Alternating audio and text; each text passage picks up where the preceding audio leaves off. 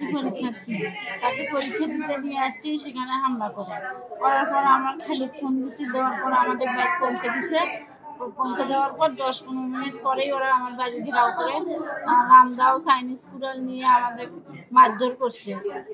দরজা সব রুমের দরজা ভাঙছে, আমার টাকা পয়সা 7 ভরি স্বর্ণ সব নিয়ে গেছে, 10 লক্ষ টাকার মতো। রাফির ছেলে, অনেক ছেলে পেলে, 30-40 জন ছেলে পেলে।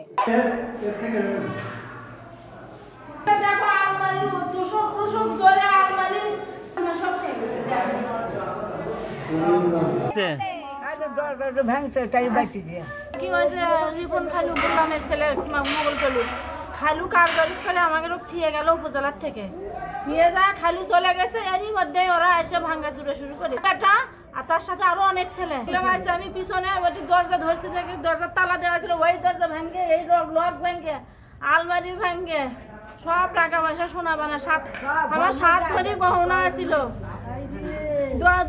10 লক্ষ টাকা ছিল।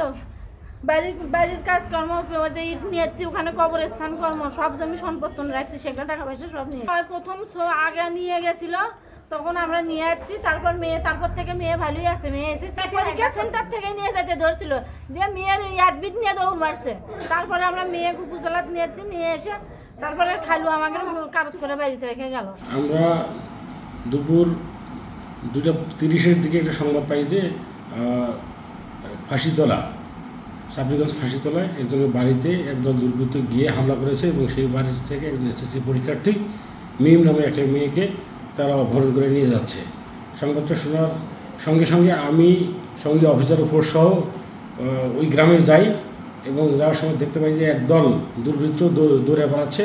আমি তাদেরকে পিছু ধাওয়া করি, কিন্তু আসলে আখ ক্ষেতের ভিতর দিয়ে তারা চলে যাওয়ায় তাদেরকে তাৎক্ষণিকভাবে ধরতে পারিনি। এরপরে আমি আরও অতিরিক্ত ফোর্স নিয়ে এসে সেই গ্রাম সহ আক্ষেত পুরোটাই ঘিরে ফেলে সারাশি অভিযানের মাধ্যমে পুরোটা এলাকা তছনছ করে আমরা তল্লাশি করার এক পর্যায়ে আক্ষেতের পাশে একটা টিন শেড, একটা ঘরের মধ্যে থেকে এই ভিকটিমকে আমি পাই এবং এই ঘটনার সঙ্গে সংশ্লিষ্ট মূল যে আসামি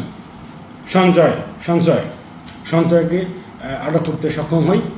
অপরাপর যারা ছিল তারা ওই নদীর ধার দিয়ে দৌড়িয়ে পালিয়ে যায়। আমরা অনেকেই শনাক্ত করতে সক্ষম হয়েছি।